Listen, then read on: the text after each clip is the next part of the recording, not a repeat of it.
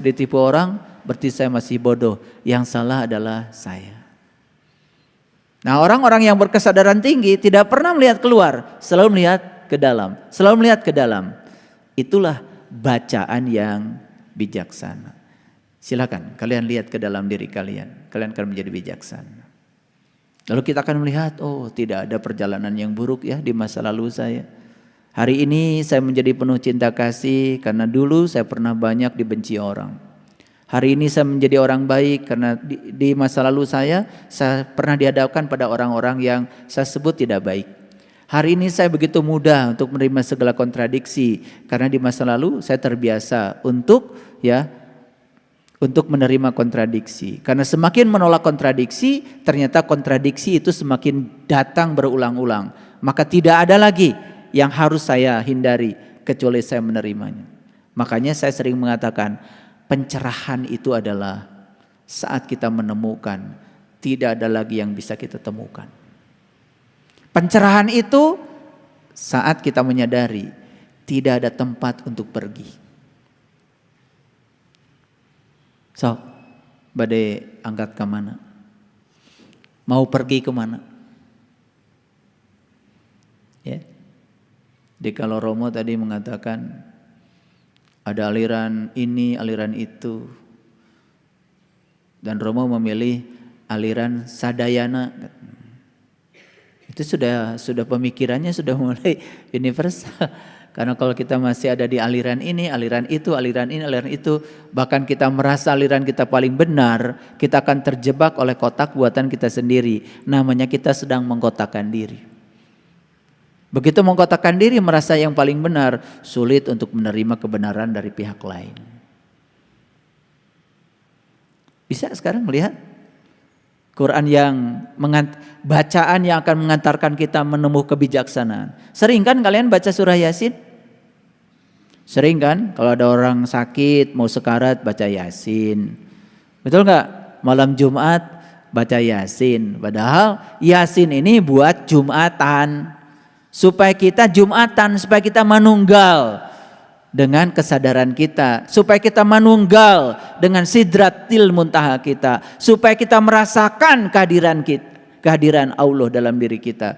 Itulah pesan dari surah Yasin. Coba lanjutkan lagi. Apa berikutnya? Innaka laminal mursalin. Sesungguhnya Anda adalah seorang utusan. Sesungguhnya Anda adalah utusan. Apa sih yang tidak diutus ke semesta ini? Semua yang datang ke semesta ini adalah utusannya. Semua manusia yang datang ke semesta ini adalah utusannya. Kalau tidak diutus, gak ada kamu. Tapi kata utusan ini sering disempitkan oleh kita sendiri. Seakan-akan utusan itu seseorang. Semua yang ada di semesta ini utusannya. Semua hewan utusannya. Semua pohon utusannya. Semua makhluk utusannya. Semua manusia utusannya. Dan diutus ke semesta ini tentu saja punya maksud diutus. Sesungguhnya Anda adalah utusan. Jadi utusan itu luas sekali. Ayo kita bisa melihat utusan lebih jauh lagi. Lihat saya semuanya. Ada orang pinjam mobil saya. Baru dibeli 9,5. Mobil baru. Alhamdulillah sampai sekarang gak balik lagi tuh mobil. Utusan bukan? Utusan bukan? Berani gak menyebut itu utusan?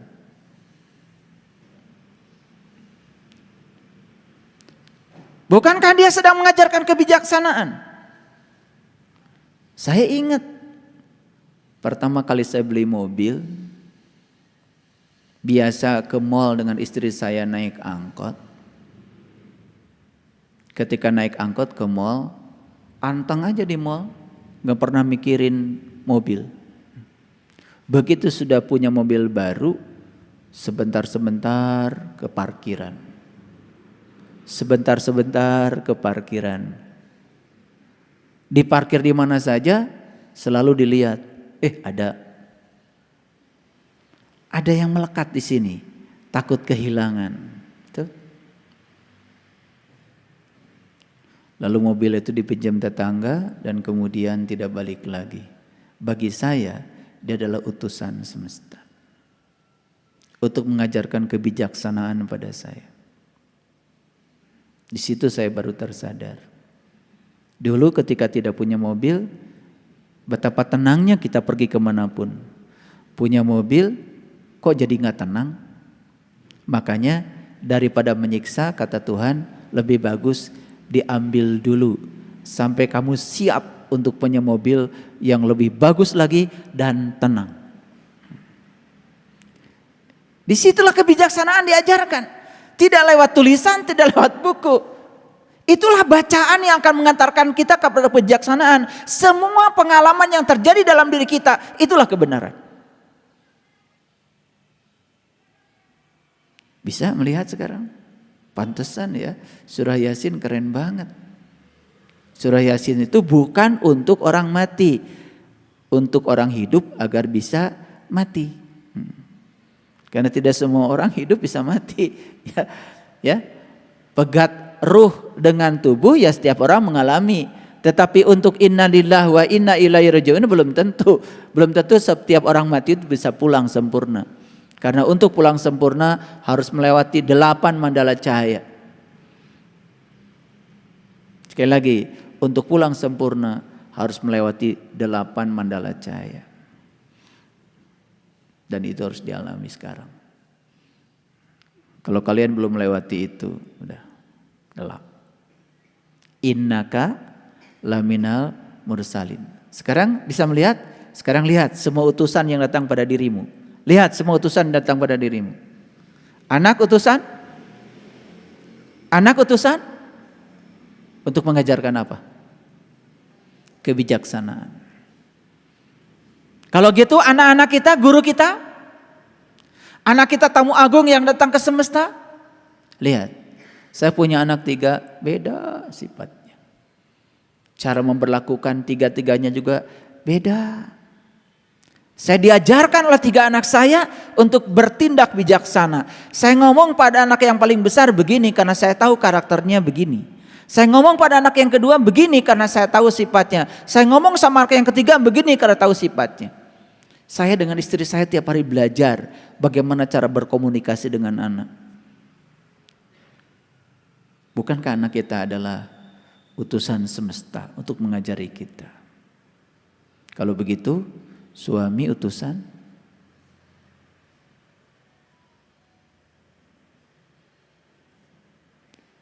suaminya galak, utusan, suaminya baik, utusan, suaminya gampang marah, utusan, suaminya tidak sabar, utusan, istrinya boros, utusan?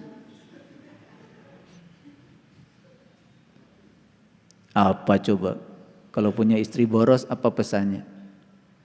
Pesannya berarti sang suami harus banyak duit. Nah kalau kita melihatnya semua utusan, innaka laminal mursalin, keren semuanya. Karena semua utusan tidak ada satupun yang sia-sia. Baik buruk adalah penilaian. Ketika membebaskan penilaian kita pada semuanya, yang dilihat kebenaran, kita akan menjadi bijaksana.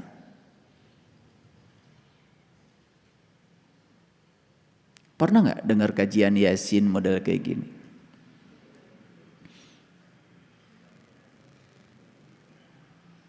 Tapi pernah nggak kalian baca surah Yasin? Sering ya, tiap malam Jumat. Malam Jumat baca Yasin. Ketika ditanya kenapa sih nggak malam Sabtu? Padahal malam Jumat baca Yasin supaya kalian bisa Jumatan, bisa manunggal. Manunggal dengan siapa? Manunggal dengan diri sejatimu. Manunggal dengan sang pemilik semesta ini. Merasakan kehadirannya. Kalau sudah manunggal, jadi pinter. Kebijaksanaan jadi sangat dekat dengan kita. Oh ternyata ya, orang yang menipu kita utusan Diterima apa tidak?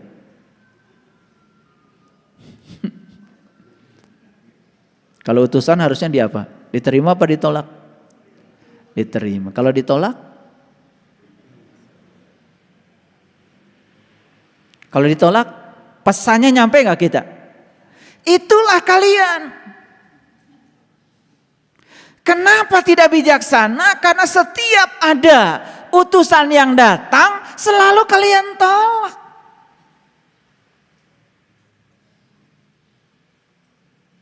Nih lihat saya semua.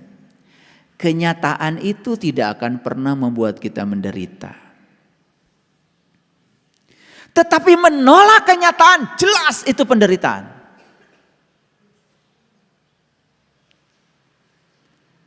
Paham? Makanya orang itu cuma 3 kok menurut saya. Ada yang pikirannya lemah, ada yang pikirannya sedang, ada yang pikirannya kuat. Kalau ingin lihat orang, gampang. Kalau yang dia bicarakan itu selalu saja orang lain. Kekurangan orang, kelemahan orang, itu ciri orang yang pikirannya lemah. Ada lagi orang yang berpikiran sedang. Yang dibicarakan biasanya kejadian aja. Ada macet, bicarakan. Padahal dia tidak suka dengan macet. Padahal makin bicarakan tuh macet, ya dia akan sering terjebak macet. Karena ketika dia membicarakan kejadian, sesungguhnya dia sedang mengundang kejadian itu untuk datang berulang-ulang dalam hidup.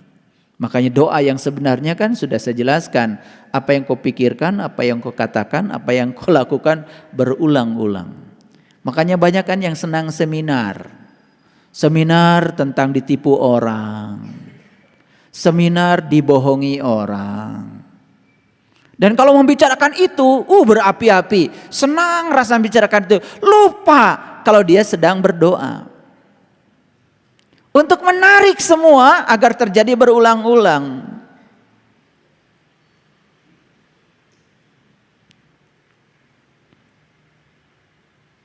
Nah, orang yang berpikiran kuat, yang dipikirkan itu selalu ide, gagasan yang membuat segala sesuatu berubah. Silakan kalian klasifikasi, termasuk yang pikiran lemah, pikiran sedang, atau pikiran kuat. Ketemu dengan saya yang dibicarakan selalu gagasan. Gimana nih? Ya, supaya perubahan terjadi. Gimana nih supaya peradaban terjadi? Gimana nih membangun peradaban? Yang muncul tuh ide, gagasan, kemajuan ekonomi, kemajuan sosial, kemajuan spiritual. Orang yang pikirannya kuat, selalu yang dibicarakan itu ide dan gagasan untuk membangun. Apalagi orang yang selalu berpikir keburukan, membicarakan keburukan. Kelasnya kelas mana ya? Saya cuma bagi 3 aja kok. Lemah, sedang, kuat.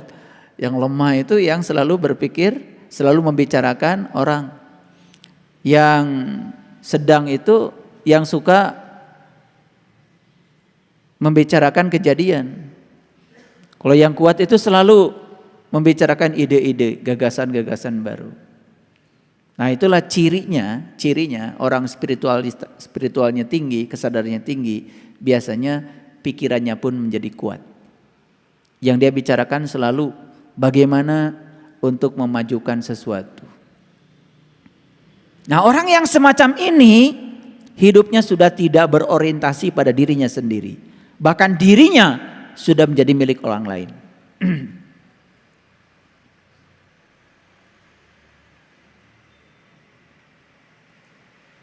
Gak ada waktu buat dirinya. Semua waktu buat orang lain. Sudah melihat utusan sekarang? Innaka laminal mursalin. Untuk apa sih semua utusan itu datang? Lihat. Untuk apa?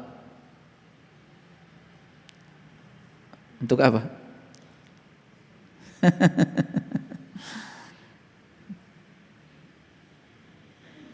Tidak ada di kelas spiritual seperti ini yang datang sedang di puncak kejayaan. Gak ada. Di kelas spiritual seperti ini yang datang adalah orang-orang yang sedang bermasalah.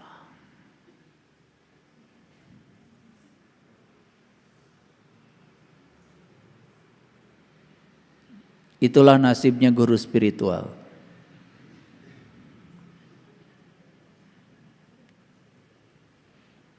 Guru spiritual itu nasibnya seperti dokter.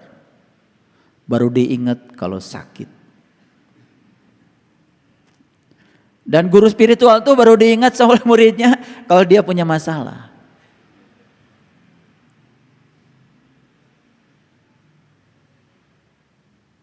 Jadi sesungguhnya guru-guru spiritual itu apa sih? Dia itu amplifier sebetulnya. Dia itu amplifier, pengeras suara.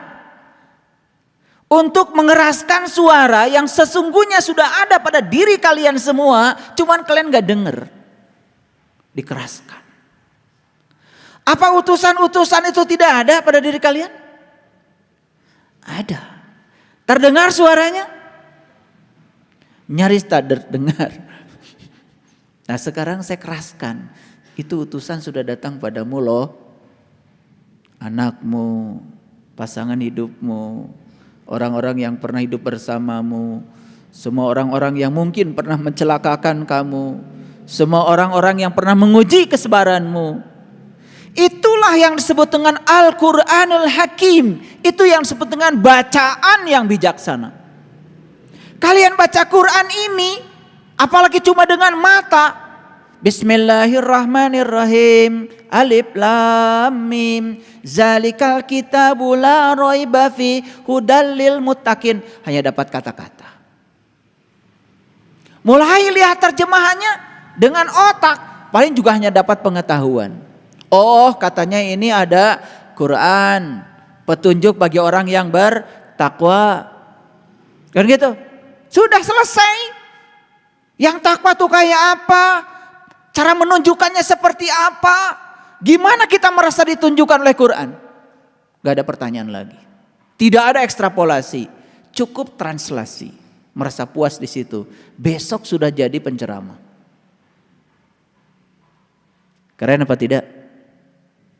Keren. Pergi ke pasar baru tinggal beli surban. Pakai jubah sedikit 150.000 udah keren. Di sini nggak ada. Kosong. Yang disampaikan apa? Yang disampaikan ilmu katanya. Kata ini, kata itu. Karena cuman baca. Baca pun hanya melihat dengan mata. Dapatnya kata-kata. Makanya mohon maaf. Menurut saya syarat untuk menjadi seorang pencerah itu harus sudah bisa melihat kitab suci dengan segenap jiwa. Kalau belum sampai di tingkat itu, yang keluar dari mulutnya itu cuman hal-hal yang berbahaya. Ulangi lagi. Yasin wal Qur'anil Hakim innaka laminal mursalin ala siratim mustaqim. Jadi semua utusan itu ujung-ujungnya adalah cinta kasih Tuhan untuk mengantarkan kita, membimbing kita kemana? Ala siratim mustaqim. Ada yang ditipu sekian miliar, hancur tuh kehidupannya. Cari guru, ujungnya kan? Ada yang hidupnya bermasalah luar biasa. Ini enggak selesai, ini enggak selesai, ini enggak selesai. Ujung-ujungnya cari guru. Betul? Bagus apa tidak? Bagus apa tidak? Ala syirati mustaqim.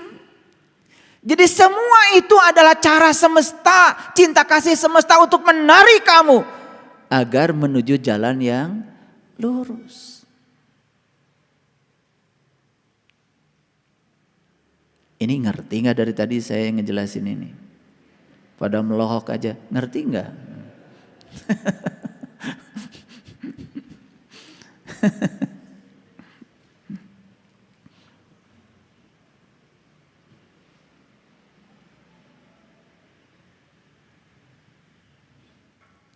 Semua manusia ingin mencapai kebahagiaan tertinggi. Tetapi apakah semua manusia tahu apa sesungguhnya kebahagiaan tertinggi itu? Tahu belum?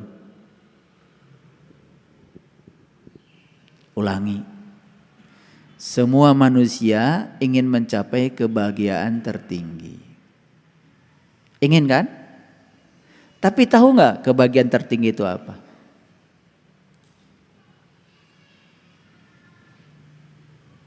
Kebahagiaan tertinggi itu adalah tidak berharap apa-apa. Apa? Ini setiap tahun baru selalu membuat resolusi.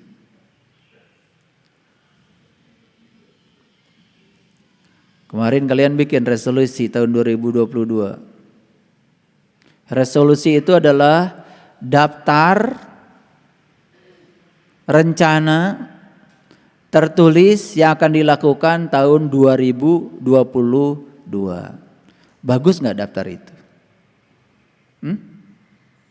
Bagus nggak? Tahun 2002 saya mau ini, bagus nggak? Bagus?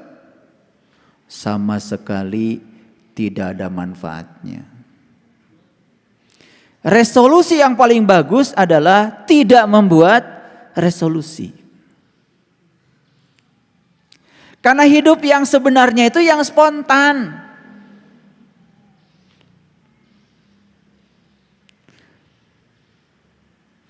Ketika kalian membuat resolusi tentang hari esok, sebenarnya kalian sudah menghancurkan hari esok. Karena hari esok yang misterius, yang luar biasa, yang menakjubkan, kemudian dibatasi oleh resolusimu.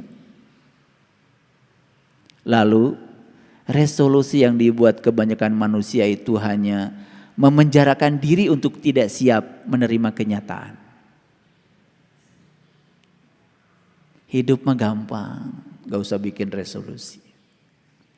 Hidup saja sehari, selesai hari ini, besok sehari kalau masih hidup. Sehari-sehari aja. Ya. Mau bernyanyi, bernyanyilah. Mau menari, menarilah. Mau makan enak, makan enaklah. Sesederhana itu kok. Kita tidak disuruh apa-apa sama Allah di semesta ini. Disuruh bersuka cita dan penuh kebahagiaan, itu saja. Betul?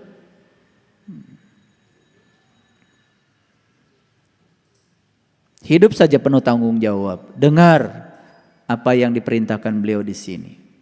Ikuti saja. Ikuti yang di sini. Ya. Bersiap-siaplah untuk menerima kenyataan. Apa tidak boleh gitu punya rencana? Boleh. Tetapi jangan lupa hiduplah dengan spontan. Karena kalau kita belum bisa hidup dengan spontan, kita akan kaget. Karena hidup itu seperti yang kita mau. Lalu kita mengatur Tuhan dengan doa-doa kita supaya Tuhan mengikuti yang kita mau. Padahal yang terbaik menurut Tuhan bisa jadi yang kita tidak mau. Tapi itu adalah utusan Tuhan yang diutus kepada kita untuk menunjukkan jalan Shiratal Mustaqim. Kalau begitu saya mau bertanya, pinter enggak? Kalau begitu setiap manusia akan sampai enggak di Shiratal Mustaqim? Akan sampai. Siapa yang duluan sampai di sini? Siapa yang duluan sampai di Shiratal Mustaqim? Yang tidak pernah menolak setiap utusan yang datang, dia yang akan duluan. Ngerti? Yang dulu suka digambarkan kan, pokoknya katanya yang amalnya banyak secepat kilat menyeberang Shiratal Mustaqim. Kan gitu kan dulu? Masih ingat ya itu pelajaran fiksi dulu. Sekarang pelajaran fiksi itu saya buat jadi nyata. Jadi siapa yang secepat kilat bisa menyeberang Shiratal Mustaqim? Semua manusia yang bisa menerima semua utusan, baik yang diinginkan maupun yang tidak diinginkan. Itulah pencerahan. Jadi pencerahan itu ujung-ujungnya apa? Tidak ada tempat buat kamu pergi. Paham? Menghindari sesuatu yang kamu tidak ingin, kamu akan dihadapkan pada yang tidak kamu ingin berikutnya. Lari dari sini akan dihadapkan pada yang kamu tidak ingin. Terus menerus begitu. Sampai kamu bisa menerimanya. Makanya secepat kilat. Secepat kilat. Makanya saya bilang penderitaan itu bukan pada kenyataan. Penderitaan adalah menolak kenyataan. Aduh. Kalau sudah sampai di situ, hidup itu luar biasa ya.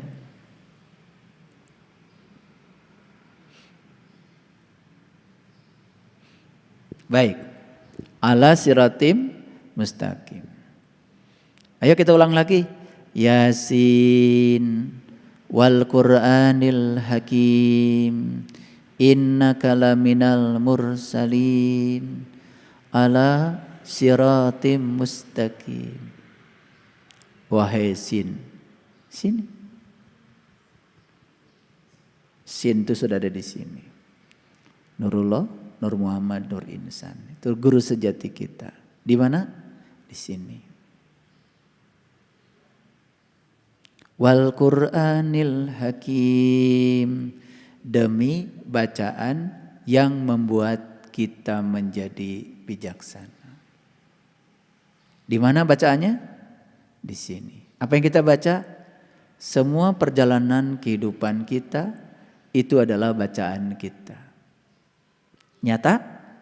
Nyata. Ketika kita bisa membacanya, lihat dia sebagai innaka laminal mursalin. Lihat dia sebagai utusan. Utusan dari Sang Semesta karena cintanya kepada kita untuk menarik kita ala siratim mustaqim. Agar kita menuju jalan yang lurus. Apa sih jalan yang lurus? Syiratal ladzina an'amta alaihim. Jalannya orang-orang yang diberi nikmat. Siapa sih orang yang diberi nikmat? Wa may yuti'illaha wa rasula faulaika ma'al ladzina an'amallahu alaihim minan nabiyyin wasyiddiqin wasyuhada wassolihin. Keren banget. Jadi sudah dikasih ya jalan-jalan yang luar biasa sebetulnya. Cuman kita nggak ngerti. Jadi Shiratal Mustaqim itu jalannya orang yang diberi nikmat. Mau diberi nikmat? Mau banget. Tapi ketika ditanya apa nikmat? Nggak tahu juga. Aneh juga manusia itu ya. Tadi katanya mau mencapai kebahagiaan tertinggi. Begitu saya tanya kebahagiaan tertinggi apa tadi? Tidak berharap apa-apa. Itu aja. Jangan dihafal. Karena itu tidak akan mencapai kebahagiaan tertinggi kalau dihafal. Praktekkan. Contoh. Kita suka berharap agar orang lain seperti yang kita mau. Pertanyaan saya, apakah harapan kita akan tercapai sehingga orang lain seperti yang kita mau? Coba tidak berharap apa-apa. Bahagia aja. Orang mau apa, melakukan apa, no problem. Jadi kenapa Allah itu sumber kebahagiaan tertinggi? Karena beliau tuh gak berharap apa-apa. Tuhan itu tidak berharap apa-apa kok. Tidak berharap semua katanya harus iman sama dia. Semua harus nyembah dia. Enggak. Kalau iman buat diri kamu sendiri. Kalau kamu berbuat baik buat diri kamu sendiri kata Allah. Bukan buat aku. Beliau hanya katalisator aja kok. Fasilitator saja. Paham?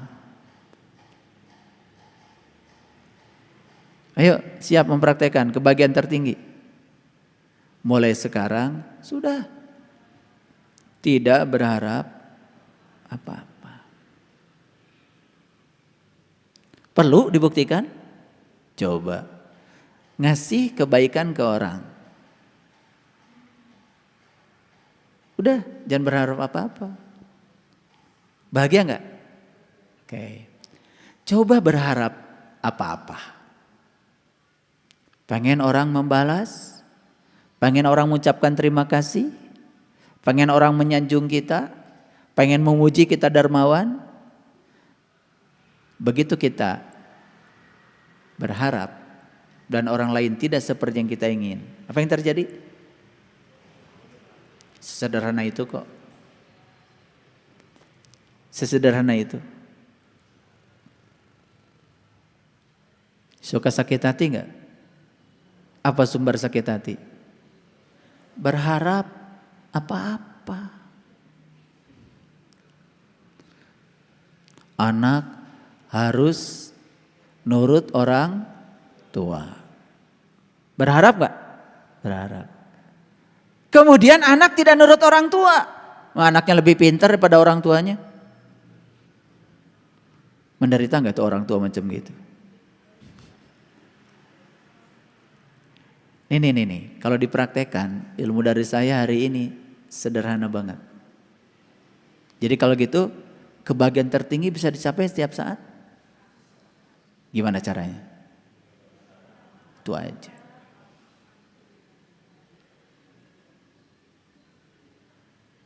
Ini sebagai istri.